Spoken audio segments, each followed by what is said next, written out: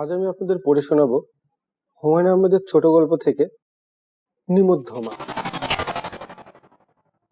মতিন উদ্দিন সাহেবকে কেন জানি কেউ পছন্দ করে না। অফিসের লোকজন করে না, বাড়ির লোকজনও না।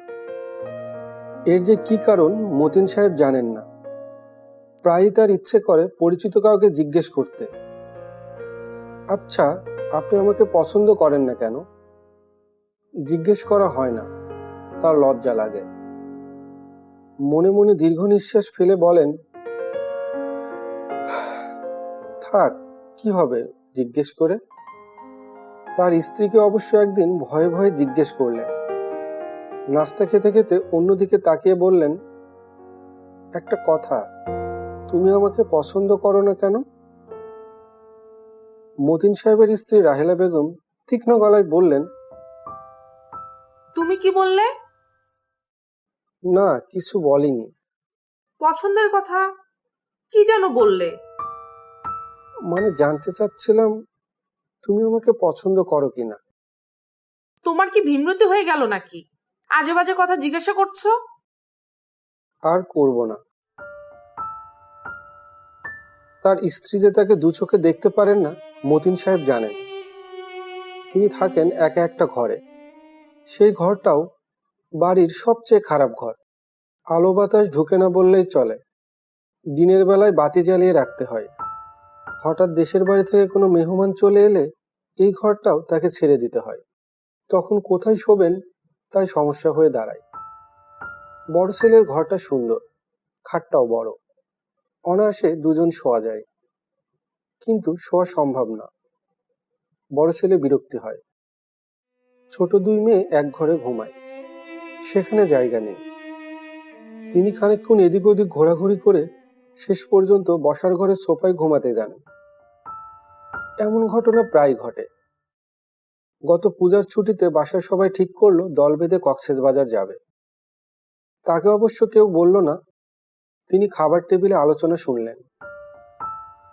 সব খরচ দিচ্ছে তার বড় ছেলে। ব্যবসায় তার ভালো লাভ হয়েছে, কিছু টাকা খরচ করতে চায়। সে হাসি মুখে বলল, এখান থেকে একটা মাইক্রোবাস ভাড়া করে মাইক্রোবাসে যাব। নিজেদের কন্ট্রোলে একটা গাড়ি থাকলে খুব সুবিধে। ধরো কক্সবাজার থেকে টেকনাফে যেতে ইচ্ছে করলো, হুট করে চলে গেলাম। মেজো মেয়ে নিতু বলল, কিন্তু ভাইয়া, ট্রেন জার্নির তো আলাদা মজা। একটা পুরো কামরা রিজার্ভ করে যদি যাই। গাড়ি তুমি কক্সবাজারে ভাড়া করো, ওখানে ভাড়া পাওয়া যায় না। ছোট মেয়ে বলল, আমার তো প্লেনে যেতে ইচ্ছে করছে ভাইয়া। ঢাকা থেকে চিটাং পর্যন্ত ট্রেনে, সেখান থেকে প্লেনে কক্সবাজার। এইসব আলোচনা শুনতে তার খুব আনন্দ হচ্ছিল। অবশ্য তিনি আলোচনায় অংশগ্রহণ করলেন না, কারণ তিনি জানেন কিছু বলতে গেলে রাহেলা বলবেন, চুপ করো তো, তুমি জানো কি? মতিন সাহেব কিছু বললেন না, কিন্তু ঠিকই জোগাড়যন্ত্র করে রাখলেন। কাপড় চোপড় ধুয়ে ইস্ত্রি করিয়ে রাখলেন। অফিসে বড় সাহেবকে বললেন, আমার কয়েকদিন ছুটি লাগবে স্যার, পরিবারের সবাই কক্সবাজার যাচ্ছি। বড় সাহেব বললেন, হঠাৎ কক্সবাজার, ব্যাপার কি? বাচ্চারা ধরলো বেড়াতে যাবে। আমি বললাম, ঠিক আছে চলো, ওদের আনন্দের জন্যই যাওয়া। অবশ্য আমি নিজেও কোনোদিন সমুদ্র দেখিনি, ভাবলাম দেখেই আসি। বলতে বলতে আনন্দিত চোখে পানি এসে গেল। বড় সাহেব 7 দিনের ছুটি মঞ্জুর করলেন। কক্সবাজার রওনা হওয়ার আগের দিন রাহেলা এসে বললেন, আমরা সবাই কক্সবাজার যাচ্ছি, জানো তো? তোমার তো আবার কোনো হুঁশ থাকে না। ঘরে কি আলোচনা হয় তাও জানো না। কাল রওনা হচ্ছি, মাইক্রোবাসে যাব। বাস চলে আসবে ভোর 6টায়। মতিন সাহেব হাসি মুখে বললেন, জানি, আমি ব্যাগ গুছিয়ে রেখেছি। অফিস থেকে 7 দিনের ছুটি নিয়েছি, আর্ন লিভ। রাহেলা অবাক হয়ে বললেন, তোমাকে ছুটি নিতে কে বললো? আগ বাড়িয়ে যে এক একটা কাজ করো, রাগে গা জ্বলে যায়। আমি কি বাসা খালি রেখে যাব নাকি? রোজ যে হারে চুরি হচ্ছে, তুমি থাকবে এখানে। ফ্রিজে 1 সপ্তাহের মতো গোস্ত রান্না করে রাখা হয়েছে, চারটা চাল ফুটিয়ে খেয়ে নেবে, পারবে না? পারবো। শোবার আগে সব ঘর বন্ধ হয়েছে কিনা ভালো করে দেখবে। তোমার উপর কোনো দায়িত্ব দিয়েও তো আমি নিশ্চিন্ত হতে পারি না। এই জাতীয় ব্যাপার যে শুধু বাড়িতেই ঘটে তা না, অফিসেও নিয়মিত ঘটে। তাদের অফিসের এক সহকর্মী কোন এক সিনেমায় ডাক্তারের ভূমিকায় অভিনয় করেছে। নায়িকার খুব জ্বর। ডাক্তার জ্বর দেখে বলবে, উফ, জ্বর তো 103, পেশেন্টকে এক্ষুনি হাসপাতালে নিতে হবে। নায়িকা তখন কাতর গলায় বলবে, আমি বাঁচতে চাই না ডাক্তার, মৃত্যুই আমার জন্য ভালো। পৃথিবীর এই আলো হাওয়া, এই আনন্দ আমি সহ্য করতে পারছি না। ডাক্তার তখন বলবেন, ছি, এমন কথা বলবেন না, এটুকুই পাঠ, তবু তো সিনেমার পাঠ।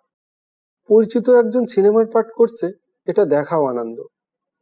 যে পাঠ করেছে সে বলল, বৃহস্পতিবার সবার জন্য পাস নিয়ে আসবো। অফিসের শেষে সবাই তার বাসায় চাটা খেয়ে সন্ধ্যাবেলায় একসঙ্গে ছবি দেখতে যাবে। মতিন সাহেব খুব আগ্রহ নিয়ে বৃহস্পতিবারের জন্য অপেক্ষা করতে লাগলেন। ছবি ঘরে অনেকদিন ছবি দেখা হয় না, ছবি দেখা হবে। তাছাড়া দলবল নিয়ে ছবি দেখার আনন্দও আছে। উত্তেজনায় বৃহস্পতিবারে তিনি অফিসের কাজ ঠিকমতো করতে পারলেন না। ছুটির পর সবাই একসঙ্গে বেরোচ্ছেন। সিনেমার ডাক্তার অভিনেতা মতিন সাহেবকে আড়ালে ডেকে নিয়ে বললেন, একটা ভুল হয়ে গেছে, 13টা পাস এনেছি, এখন দেখি মানুষ 14 জন, কি করা যায় বলুন তো? মতিন সাহেব কিছু বললেন না। তার খুব যেতে ইচ্ছে করছে, নিজ থেকে বলতে ইচ্ছা করছে না, আপনারা যান, আমি থাকি। শুনুন মতিন সাহেব, আপনি বরং থাকুন, আপনাকে পরে পাস এনে দিব। আর ছবিও খুব আজে বাজে, পুরো ছবি দেখলে হলের মধ্যে বমি করে দেবেন, না দেখাই ভালো। মতিন সাহেব বললেন, আচ্ছা, মনে কিছু করলেন না তো আবার? জি না। বাসা পর্যন্ত চলুন, একসঙ্গে চা খাই, অসুবিধা নেই তো? জি না। শেষ পর্যন্ত বাসায় যাওয়া হলো না। একটা জিপ জোগাড় হয়েছিল, সেই জিপে সবার জায়গা হলো, মতিন সাহেবের হলো না। মতিন সাহেব, আপনি বরং একটা রিক্সা নিয়ে চলে আসুন, ঠিকানা লিখে দিচ্ছি, মালিবাগ চৌধুরী পাড়া, অসুবিধা হবে না তো? জি না। ঠিকানা নিয়ে তিনি রিক্সা করে মালিবাগ নামলেন। বাসা খুঁজে পেলেন না, কারণ ঠিকানায় সব দেওয়া আছে, বাসার নম্বর দেওয়া নেই। মতিন সাহেবের একবার ক্ষীণ সন্দেহ হলো, ইচ্ছে করে বাসার নম্বর দেয়নি তো? পর মুহূর্তেই সেই সন্দেহ তিনি ঝেড়ে ফেলে দিলেন।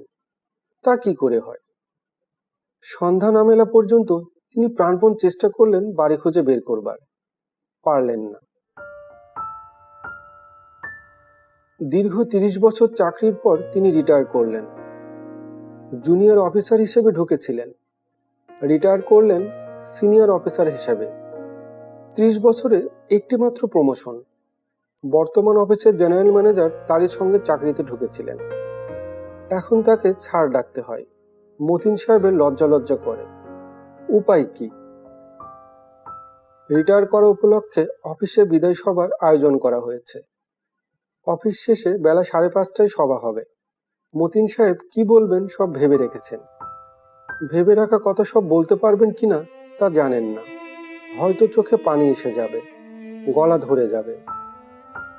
বিকাল 5টা বাজতেই তিনি হল ঘরে বসে রইলেন। আশ্চর্য, তিনি একা, একটি লোকও নেই। 6টা পর্যন্ত তিনি একা একাই বসে রইলেন। লক্ষ্য করলেন অফিসের লোকজন একে একে চলে যাচ্ছে, এদিকে কেউ উকিও দিচ্ছে না। সন্ধ্যা 6:30টায় জিএম অফিস থেকে বের হওয়ার সময় বিস্মিত হয়ে বললেন, আরে মতিন সাহেব, বসে আছেন কেন? মতিন সাহেব ইতস্ততা করে বললেন, বিদায় সভা হবে এই জন্য। আজ তো হবে না, আজ আমি ব্যস্ত, এই জন্য ক্যান্সেল করে দিয়েছি। আপনি নোটিশ পাননি? জি না। আরে বলেন কি? আচ্ছা, বাড়ি চলে যান, পরে এক সময় ফেয়ারওয়েল হবে, আপনাকে খবর দেওয়া হবে। জি আচ্ছা স্যার। চাকরি জীবন শেষে অবসর জীবনের শুরু, এই ভেবে মতিন সাহেব 1 কেজি সন্দেশ কিনে ফেললেন। হেঁটে বাড়ি ফিরলেন। সন্ধ্যার দিকে হাঁটতে তার ভালো লাগে। বাড়ি ফিরে তার বিস্ময়ের সীমা রইল না। বাড়ি খালি, জনপ্রাণী নেই, আসবাবপত্রও নেই, সব ধুধু করছে। রোগা একটা ছেলে বালতি ভর্তি পানি দিয়ে মেজে ধুচ্ছে। মতিন সাহেব বললেন, ওরা কোথায়? ছেলেটি বলল, কারা? এই বাড়িতে যারা থাকতো। বাড়ি ছাড়া নতুন বাড়িতে গেছে। কোথায় গেছে আমি কেমনে কই? বাড়িওয়ালার কাছে খোঁজ নিয়ে জানেন?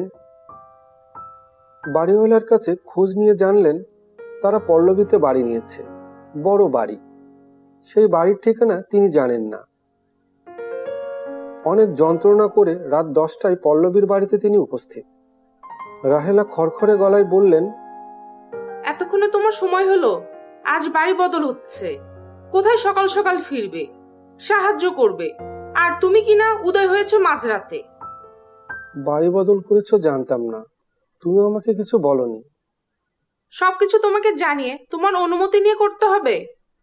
না, তা না, মানে আমি জানতাম না যে বাড়ি বদল করছো। রোজ এই নিয়ে কথা হচ্ছে, জিনিসপত্র বাঁধাছাদা হচ্ছে, আর তুমি বলছো তুমি জানতে না। কিছু তো বলনি। আর কিভাবে বলবো? মাইক ভাড়া করে বলতে হবে?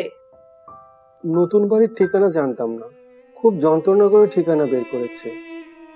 যন্ত্রণা করে ঠিকানা বের করতে হয়েছে? কি এমন যন্ত্রণা করেছো শুনি?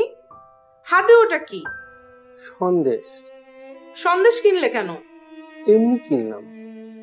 জানো তো এই বাড়িতে মিষ্টি কেউ খায় না, তারপর সন্দেশ কিনে আনলে কি মনে করে? ভুল হয়ে গেছে। নতুন বাসায় মতিন সাহেবের ঘর হলো ছাদের চিলেকোঠায়। এই ঘরটা আগের চেয়েও ছোট, তবে প্রচুর আলো বাতাস। সবচেয়ে বড় সুবিধা হচ্ছে যে কোনো সময় ছাদে আসা যায়। রাতে কোনো কারণে ঘুম ভেঙে গেলেই তিনি ছাদে এসে বসে থাকেন। তারাভরা আকাশের দিকে তাকিয়ে ভাবেন, কেন সবাই তাকে এত অপছন্দ করে? তিনি কি মানুষটা খারাপ? তা তো না, কখনো কোনো অন্যায় করেছে বলে তার মনে পড়ে না। সৎভাবে থেকেছেন, সৎ জীবনযাপন করেছেন। তাহলে কি তার চেহারা খারাপ, কিংবা চেহারাটা এমন যে দেখলেই সবার রাগ লাগে? তাও বোধ হয় না। আয়নায় তিনি দীর্ঘ সময় নিজেকে দেখেছেন। একবার না, অনেকবার দেখেছেন। খারাপ বলে তো মনে হয় না। তাছাড়া চেহারা কি খুব বড় ব্যাপার? কত কুৎসিত মানুষ পৃথিবীতে আছে, তাদের প্রতি কত ভালোবাসা সবাই দেখায়। তাদের অফিসেই তো একজন আছে, পরিমল বাবু। আগুনে পুড়ে মুখের একটা দিক ঝলসে গেছে, বাচকটা নষ্ট, তাকালে শিউরে উঠতে হয়। অথচ সবার মুখে পরিমলদা পরিমলদা। অফিসের পিকনিক হবে, ব্যবস্থা করবে পরিমলদা। নাটক দেখতে যাবে, ডাকো পরিমলদাকে। তাহলে ব্যাপারটা কি? তিনি খানিকটা বোকা বলেই কি সবাই তাকে এড়িয়ে চলে? বোকাদের কেউ পছন্দ করে না, কিন্তু তিনি কি সত্যিই বোকা? কাউকে জিজ্ঞেস করতে ইচ্ছে করে। কাউকে জিজ্ঞেস করবেন? জিজ্ঞেস করার মতো বন্ধু তার নেই। কাজেই তিনি গভীর রাতে ছাদে বসে আকাশের তারা গোনেন। দিনের বেলাটা তার অবশ্য খুব ভালো কাটে। সকালে নাস্তা শেষ করেই বের হয়ে পড়েন। 11টা পর্যন্ত হাঁটাহাঁটি করেন। বাচ্চাদের স্কুলগুলির সামনে দাঁড়ান। এক এক দিন এক এক স্কুল। ছোট ছোট বাচ্চারা হইচই করে স্কুলে ঢোকে। তার দেখতে বড় ভালো লাগে। 11টার দিকে রোদ কড়া হয়ে গেলে ঘুরতে আর ভালো লাগে না। কোনো একটা পার্কে চলে যান। দুপুরটা কাটে পার্কের বেঞ্চে শুয়ে শুয়ে। দুপুরের খাবার তিনি পার্কেই খান। 1 ছটাক বাদাম, 1 গ্লাস পানি আর 1 কাপ চা। কোনো কোনো দিন 2টা সিঙ্গারা, 1টা কলা। সবই পার্কে পাওয়া যায়। দুপুরে তিনি বাড়িতে যে খেতে যান না, এ নিয়ে কেউ তাকে কখনো কিছু বলে না। রোদ একটু কমে গেলে বেলা 4টার দিকে তিনি আবার ঘুরতে বের হন। বাসায় ফিরে যান সন্ধ্যার দিকে। এই হচ্ছে মতিন সাহেবের রুটিন। বাসায় ফিরে জিজ্ঞেস করেন অফিস থেকে কোনো চিঠি এসেছে কিনা।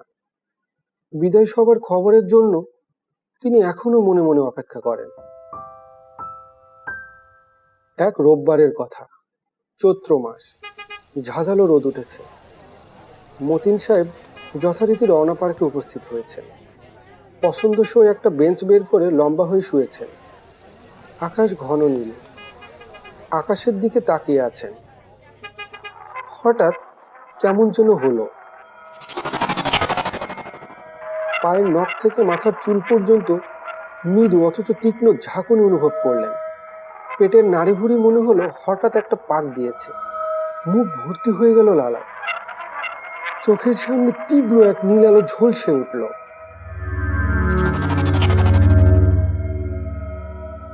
তিনি চোখ বন্ধ করে 3 বার বললেন, ইয়া মাবুদ, ইয়া মাবুদ, ইয়া মাবুদ। চোখ খুললেন প্রায় সঙ্গে সঙ্গে। যা দেখলেন তার জন্য তার কোনো রকম মানসিক প্রস্তুতি ছিল না। তিনি দেখলেন তার চারপাশে কতগুলি শিশু, বয়স 7 থেকে 12-র মধ্যে। প্রতিটি শিশুর মুখ এত সুন্দর যে মনে হয় যেন তুলি দিয়ে আঁকা। গায়ের রং গোলাপি, পাতলা ঠোঁট, গা লাল রঙের, চোখের পল্লবী দীর্ঘ, চোখগুলি বড় বড়। সেই চোখে মুগ্ধ বিস্ময়। মতিন সাহেব চোখ মেলতেই সবগুলি বাচ্চা একসঙ্গে কলকল করে উঠল। তারা কথা বলছে, অতি বিচিত্র কোনো ভাষায় কথা বলছে। সেই বিচিত্র ভাষার এক বর্ণও তিনি বুঝতে পারলেন না।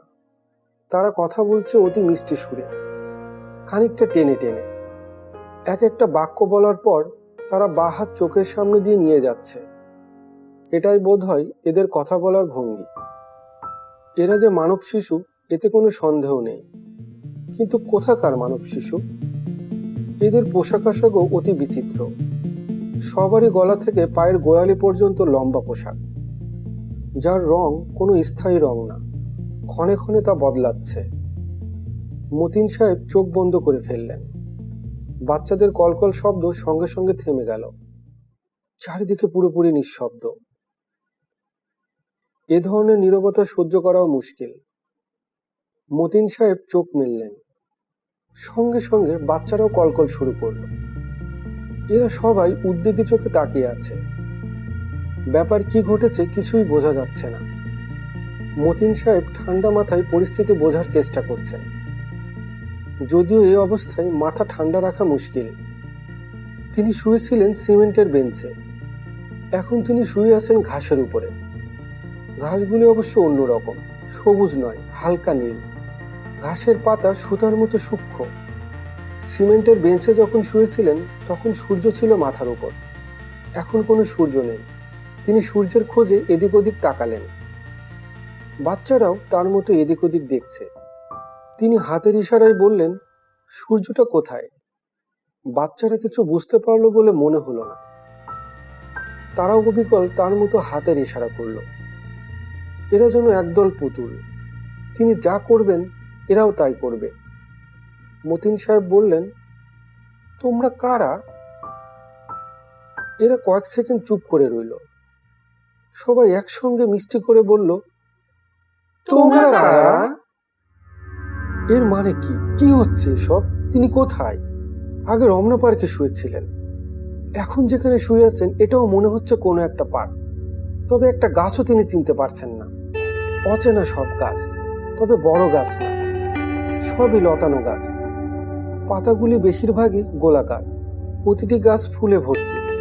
ফুলের রং নীল এবং বেগুনিতে মেশানো। চৈত্র মাসে ঝাঁঝালো রোদ নেই, তবু চারিদিকে আলো হয়ে আছে। যে বাচ্চা কটি তাকে ঘিরে আছে তাদের কারো পায়ে জুতো নেই। এত সুন্দর পোশাক, কিন্তু তারা দাঁড়িয়ে আছে খালি পায়ে। মতিন সাহেব ক্ষীণ গলায় বললেন, আমি কিছুই বুঝতে পারছি না। সবকটি বাচ্চা আগের মতো একসঙ্গে বলল, আমি কিছুই বুঝতে পারছি না। মতিন সাহেব দীর্ঘ নিঃশ্বাস ফেললেন। বাচ্চারাও তার মতো দীর্ঘ নিঃশ্বাস ফেলল। এদের সব কজন ছেলে না মেয়ে তাও তিনি বুঝতে পারছে না। তাদের চেহারা দেখতে সব একই রকম, চুল ছোট ছোট করে কাটা। মতিন সাহেব বুঝতে পারছেন পুরো জায়গাটাই বিশাল একটা বাগান। এত বড় বাগানে এই কয়েকটি মাত্র শিশু, আর কেউ নেই। এরা গোল হয়ে তাকে ঘিরে দাঁড়িয়ে আছে। তাদের মুখ হাসি হাসি, চোখে মুগ্ধ বিস্ময়। এরা তাকে দেখে কি ভাবছে? কোনো জন্তু যে দেখতে মানুষের মতো। এরকম হলে ছুটে গিয়ে কাউকে নিয়ে আসা উচিত, তা তারা করছে না। কিংবা কে জানে, হয়তো করেছে। তাদের ভেতর থেকে কেউ গেছে বড়দের খবর দিতে। এরা অপেক্ষা করছে। তবে এরা যে খুব ভয় পাচ্ছে তা না। ভয় পেলে এত কাছে দাঁড়িয়ে থাকতো না, দূর থেকে দেখতো। চোখে চোখ পড়া মাত্রই চোখ নামিয়ে নিত। মতিন সাহেব অপেক্ষা করতে লাগলেন। আসুক, বড় কেউ আসুক। তার খিদে পেয়ে গেল। আজ ভোরে তিনি নাস্তা না খেয়ে বের হয়েছে, দুপুরেও কিছু খায়নি। 200 টাকা বাদাম কিনেছিলেন, সেই বাদামের ঠোঙা এখনো হাতে আছে। যার কাছ থেকে বাদাম কিনেছেন তাকে বাদামের দাম পর্যন্ত দেয়নি। বাদামের ঠোঙা হাতে আছে। তিনি অন্যমনস্ক ভঙ্গিতে একটা বাদাম ভেঙে মুখে দিলেন। সবাই কৌতূহলী চোখে তাকে দেখছেন, পলকহীন চোখ তাকিয়ে আছে। মতিনুদ্দিন ঠোঙাটি ওদের দিকে এগিয়ে দিয়ে বললেন, খাও, বাদাম ঝালমরিচ দিয়ে খেতে খুব ভালো। এবার আর তারা কথা শুনে সবাই একসঙ্গে কথা বলে উঠল না, কেউ বাদাম নিল না। শুধু একজন এগিয়ে এসে ঠোঙা থেকে বাদাম নিল, খোসা ছাড়িয়ে ভয়ে ভয়ে মুখে দিল। সে এত ভয় পাচ্ছিল যে তার হাত পা রীতিমতো কাঁপছে। অন্য বাচ্চাগুলি শঙ্কিত চোখে তার দিকে তাকিয়ে আছে। মতিন সাহেব ভয় পেলেন না। এরা তো ভয় পাচ্ছে কেন? বাদাম কি এরা আগে কখনো দেখেনি? যে সাহস করে বাদাম খেয়েছে তার দিকে তাকিয়ে মতিন সাহেব বললেন, আমার নাম মতিনুদ্দিন। এই জায়গাটা কোথায় আমি কিছুই বুঝতে পারছি না। বাচ্চাগুলি এবারও ঠিক আগের মতো করলো। এই জায়গাটা কোথায় আমি কিছুই বুঝতে পারছি না। তিনি যা বললেন তারাই তা বলল, তবে এবার একটু ব্যতিক্রম হলো। কথা শেষ হওয়া মাত্রই তারা সরে গেল, অনেকটা দূরে সরে গেল। যে ছেলেটি বাদাম খেয়েছে সে শুধু দাঁড়িয়ে রইল।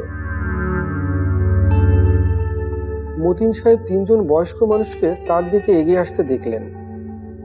এদের ভেতরে 2 জন পুরুষ, 1 জন মহিলা। তাদের প্রত্যেকের হাতে অদ্ভুত দর্শনের কিছু যন্ত্রপাতি। যন্ত্রগুলি থেকে মৌমাছির পাখা নাড়ার শব্দের মতো শব্দ হচ্ছে। বয়স্ক মানুষ 3টির চোখে মুখে গভীর বিস্ময়। মতিন সাহেব উঠে দাঁড়ালেন, বিনীত গলায় বললেন, স্যার, আমি কিছু বুঝতে পারছি না। এই জায়গাটা কি তাও জানি না। এখানে কি করে আসলাম তাও জানি না। যদি অপরাধ করে থাকি আপনাদের কাছে করজোড়ে ক্ষমা প্রার্থনা করি। মতিন সাহেব 2 হাত জড়ো করলেন। বয়স্ক মানুষ 3 জনের মুখে মৃদু হাসির রেখা দেখা গেল। তারা কি তার কথা বুঝতে পেরে হাসছে, না মতিন সাহেবকে হাত জড়ো করতে দেখে হাসছে? স্যার, আমার বাসা পল্লবীতে। এখন রিটায়ার করেছি তো কিছু করার নেই, তাই ঘুরে ঘুরে বেড়াই। ঘুরতে ঘুরতে রমনা পার্কে এসে বেঞ্চিতে বসেছি, তারপরেই এই কাণ্ড। স্যার, এখন আমার অসম্ভব পানির তৃষ্ণা পেয়েছে। জানি আমার কথা আপনারা কিছুই বুঝতে পারছেন না, তবু পানির তৃষ্ণার কথা না বলে পারলাম না। মতিন সাহেব অবাক হয়ে লক্ষ্য করলেন, তিনি তাদের কথা বুঝতে না পারলেও তারা তার কথা বুঝতে পেরেছে। কারণ পানির কথা বলার প্রায় সঙ্গে সঙ্গেই বড় মেয়েটি খুব ব্যস্ত হয়ে পড়ল। তার কাঁধে ঝুলানো বস্তু, যাকে মতিন সাহেব যন্ত্রপাতি ভাবছেন, তার এক ফাঁক দিয়ে 2টি ছোট ছোট কফির কাপের মতো বাটি বের করলো। বাটি ভর্তি তরল পদার্থ, যা পানি নয়, পানির চেয়ে অনেক হালকা। রং হালকা সবুজ, দেখতে চমৎকার। মুখে নেওয়া মাত্রই সমস্ত মুখে ঠান্ডা ভাব হলো, তৃষ্ণা দূর হয়ে গেল। মতিন সাহেব 2 কাপই শেষ করলেন। অন্য কাপটির তরল বস্তুর স্বাদ সম্পূর্ণ ভিন্ন, ঝাঁঝালো টকটক।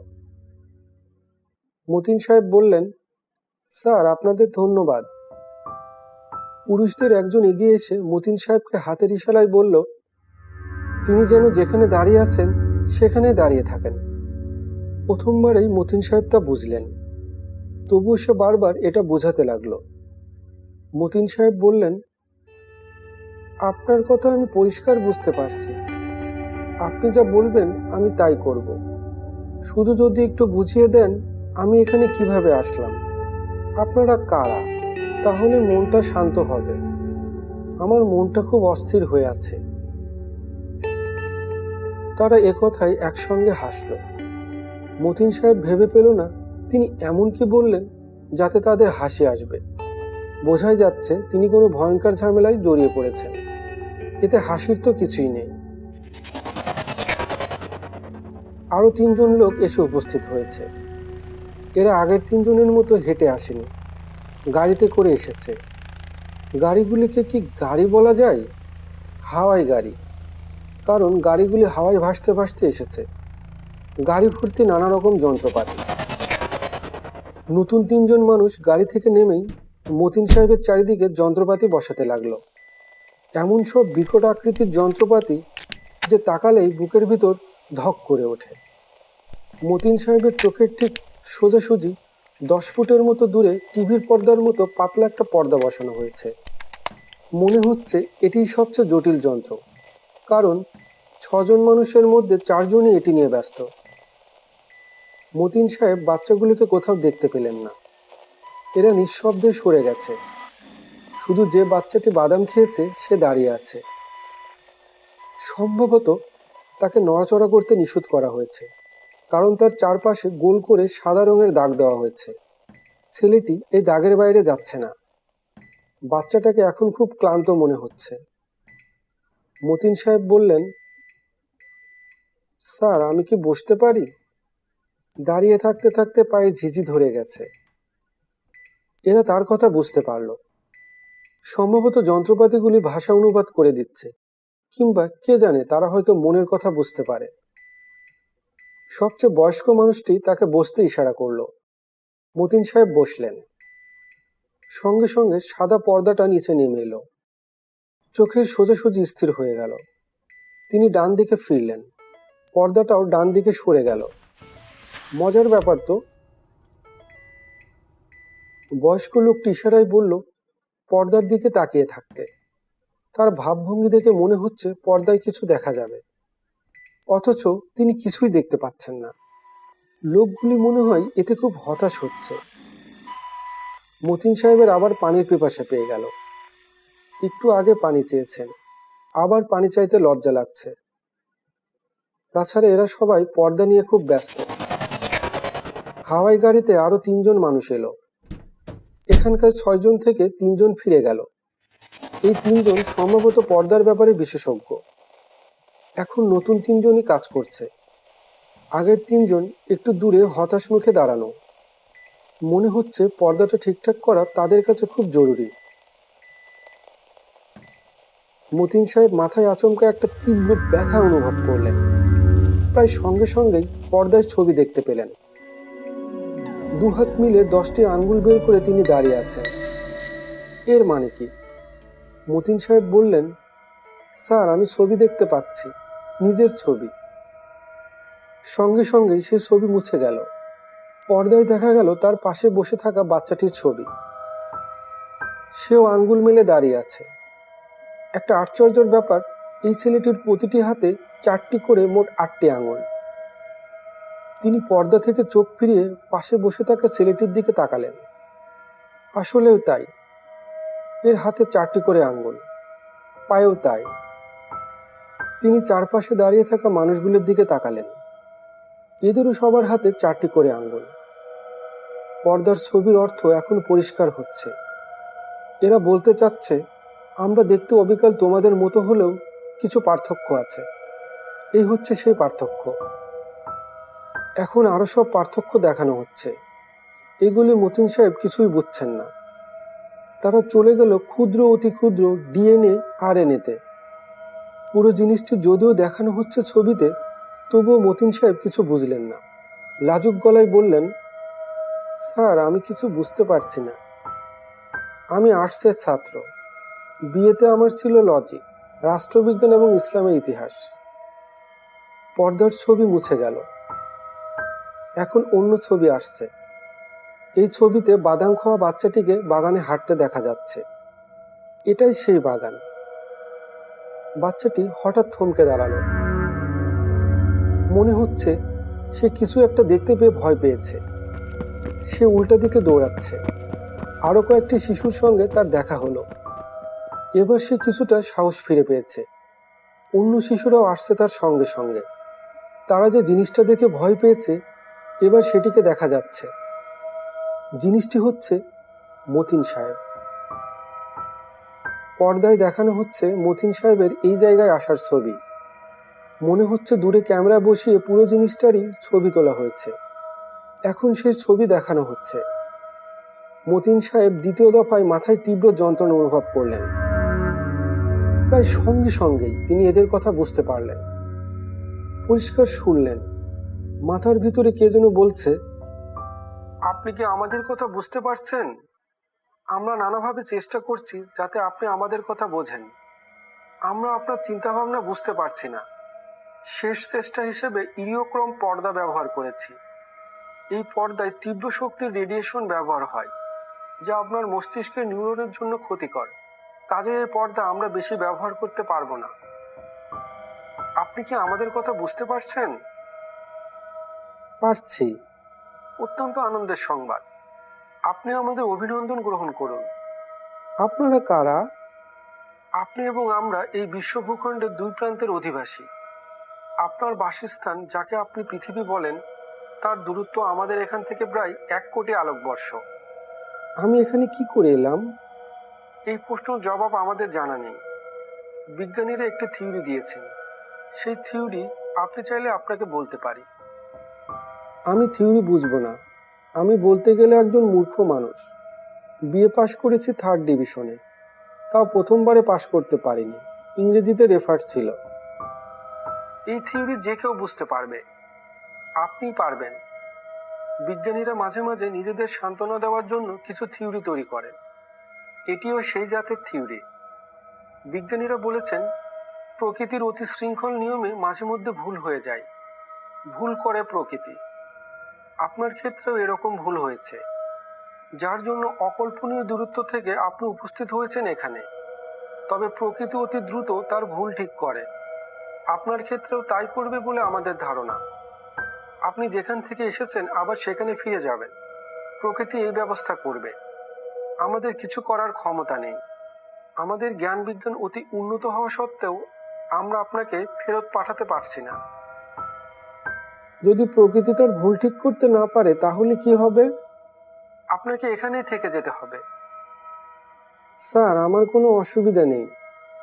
দেশ বিদেশ দেখার আমার খুব শখ। আপনার এই শখ আমরা মেটানোর চেষ্টা করছি। পর্দায় আপনি আমাদের এই গ্রহ দেখতে পাবেন। তার প্রতিটি সুন্দর জায়গা আপনাকে দেখানো হবে। তবে যে কোনো মুহূর্তে আপনি হয়তো আপনার জায়গায় ফিরে যেতে পারেন। দয়া করে আমাদের কথা মনে রাখবেন। আপনাদের দেশের বিজ্ঞানীদের বলবেন আমাদের কথা। আমি বললে লাভ হবে না স্যার। কেউ আমার কথা বিশ্বাস করে না। তাছাড়া আমি কোনো বিজ্ঞানীকেও চিনি না। একজনকে শুধু চিনি, খিলগাঁও হাই স্কুলের বিজ্ঞানের শিক্ষক। বোটানিতে এমএসসি, 1st ক্লাস। শুনুন মতিন সাহেব, আপনার এই গ্রহে আগমন একটি বিরল ঘটনা। এই উপলক্ষে সমগ্র গ্রহে একদিনের ছুটি দেওয়া হয়েছে। এই গ্রহের প্রতিটি প্রাণী বসে আছে ত্রিমাত্রিক টিভি সেটের সামনে। এই মুহূর্তে সবাই দেখছে আপনাকে। এই গ্রহে আপনার আগমন স্মরণীয় করে রাখার জন্য এই গ্রহের সবচেয়ে বড় সড়কটির নাম রাখা হয়েছে আপনার নামে। সড়কের দুমাথায় থাকবে আপনার 2টি ইরিডিয়ানের মূর্তি। আমাকে লজ্জা দেবেন না স্যার। লজ্জা দেওয়ার মতো কোনো ব্যাপার নেই। বিজ্ঞানের দৃষ্টিকোণ থেকে আপনার এই গ্রহে আগমন যে কত বড় ঘটনা তা বোঝার ক্ষমতা আপনার নেই। 2টি ভিন্ন ছায়াপথে একই ধরনের 2টি প্রাণের উদ্ভব হয়েছে। এটা যে কত বড় ধরনের ঘটনা আপনি অনুমানও করতে পারবেন না। একই ধরনের প্রাণী না স্যার, আঙ্গুলে বেশ কম আছে। এই তফাৎ সামান্য, অতি সামান্য। একটা ছোট কথা জিজ্ঞেস করি স্যার? করুন। আপনি বলেছেন প্রকৃতি ভুল করে। প্রকৃতির কি ভুল করা উচিত? না, উচিত নয়। হয়তো প্রকৃতি কোনো ভুল করেনি। সে ইচ্ছে করে আপনাকে এখানে এনেছে। অন্য কোথাও আপনাকে নিয়ে যেতে পারত। তা নেয়নি। এমন এক গ্রহে এনেছে যার তাপমাত্রা আপনার পৃথিবীর মতো, যার অক্সিজেনের পরিমাণও আপনার গ্রহণের অক্সিজেনের কাছাকাছি। মতিন সাহেব পর্দা থেকে দৃষ্টি কিছুক্ষণের জন্য ফিরিয়ে নিলেন। তাকালেন চারিদিকে। আশ্চর্য, কেউ নেই। শুধু বাদাম খাওয়া বাচ্চাটি বসে আছে। যে লোকগুলি যন্ত্র ঠিক করছিল তারাও নেই। চারিদিকে শুনশান নীরবতা। মতিন সাহেব বিস্মিত হয়ে বললেন, স্যার, ওরা কোথায়? সবাইকে সরিয়ে নেওয়া হয়েছে। কেন? কারণ আমাদের বিজ্ঞানীদের ধারণা আপনাকে ফিরিয়ে নিয়ে যাওয়ার সময় হয়ে এসেছে। আপনার চারপাশের চৌম্বক ক্ষেত্র পরিবর্তন হচ্ছে, বায়ুতে আয়নের পরিমাণ বাড়ছে। ছোট বাচ্চাটিকে এখানে বসিয়ে রেখেছেন কেন? আপনাকে যখন এখানে পাঠানো হয় তখন এই ছোট বাচ্চাটি আপনার পাশে ছিল। অবিকল আগের অবস্থা বজায় রাখার জন্য বাচ্চাটিকে আপনার পাশে রাখা হয়েছে। এর কোনো ক্ষতি হবে না তো? সম্ভবত না। আপনাকে আমাদের উচ্চতর বিজ্ঞানের কথা কিছু শিখিয়ে দিতে পারলে ভালো হতো। আপনি আপনার পৃথিবীর বিজ্ঞানীদের তা শিখিয়ে দিতে পারতেন। ক্যান্সারের চিকিৎসা কি শিখিয়ে দিব? দরকার নেই স্যার, ওরা কেউ আমার কথা বিশ্বাস করবে না। তার চেয়েও বড় কথা, আমি কিছু মনে রাখতে পারবো না। সত্যি কথা বলেছেন, আপনার স্মৃতিশক্তি দুর্বল। চৌম্বক ক্ষেত্রে বড় ধরনের পরিবর্তন হয়েছে। আপনি সম্ভবত চলে যাচ্ছেন। পর্দার দিকে তাকিয়ে থাকুন। দেখুন আমাদের গ্রহ, দেখুন, শেষবারের মতো দেখুন। মতিন সাহেব পর্দার দিকে তাকিয়ে রইলেন। মুগ্ধ বিস্ময়ে এই বিচিত্র গ্রহ দেখলেন। দেখলেন তার ভূগর্ভস্থ বিশাল নগরী, দেখলেন তুষার ঢাকা পর্বতমালা, দেখলেন বনভূমি, দেখলেন এই গ্রহের প্রাণদায়িনী সূর্য, যার আলো কিঞ্চিত নীলাভা। তাকে শোনানো হলো তার শ্রেষ্ঠতম সঙ্গীত, দেখানো হলো মহান সব শিল্পকর্ম। আহ, কি অপূর্ব অভিজ্ঞতা! মতিন সাহেব ইরিডিয়ানের তৈরি তার দুটি মূর্তি দেখলেন। কি বিশাল মূর্তি! আগামী লক্ষ বছর এই মূর্তির কিছুই হবে না। এই গ্রহের অদ্ভুত সুন্দর মানুষগুলি তার মূর্তির দিকে মুগ্ধ বিস্ময়ে তাকাবে। হে ভিন্ন গ্রহের মানুষ, আমাদের ধারণা আপনার বিদায়ের মুহূর্ত সমাগত। চৌম্বক ক্ষেত্র সম্পূর্ণ উল্টে গেছে। এই গ্রহের সবকটি মানুষ একসঙ্গে বলল, বিদায়, বিদায়, বিদায়, বিদায়। মতিন সাহেব হঠাৎ এক ধরনের শূন্যতা অনুভব করলেন। শরীরের প্রতিটা রক্তকণিকা একসঙ্গে কেঁপে উঠল। তারপর সব আগের মতো হয়ে গেল। তিনি দেখলেন রমনা পার্কের বেঞ্চিতে তিনি চুপচাপ বসে আছেন, হাতে বাদামের ঠোঙা। বাদামওয়ালা টাকা ভাঙতি নিয়ে এসেছে। তিনি বাদামওয়ালাকে 4টা টাকা দিলেন। তার রুটিনের ব্যতিক্রম হলো না। দুপুরে বেঞ্চিতে ঘুমালেন। বিকেলে খানিকক্ষণ হাঁটাহাঁটি করলেন। সন্ধ্যার ঠিক আগে আগে বাসায় ফিরলেন। নামাজের সময় হয়েছে। তিনি বারান্দায় বসে বদনার পানিতে অজু করছেন। তার স্ত্রী চিৎকার করে উঠলেন। ও কি, ও কি? মতিন সাহেব বললেন, কি হলো? তোমার হাতে 4টা আঙ্গুল কেন? মতিন সাহেব হাতের দিকে তাকালেন। আসলেই তাই, দুটি হাতেই 4টি করে আঙ্গুল। শুধু হাতে নয়, পায়েও তাই। কি হয়েছে তোমার?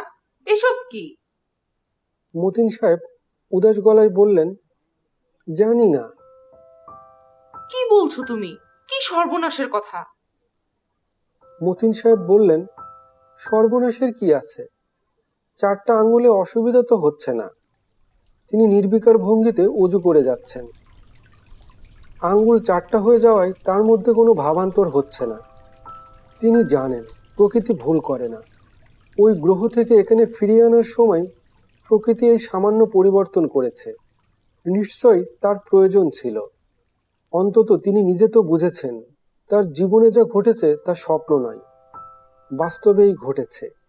প্রকৃতি তার প্রমাণ রেখে গেল। তাছাড়া 4টা আঙ্গুলে হাতটাকে দেখাচ্ছেও সুন্দর।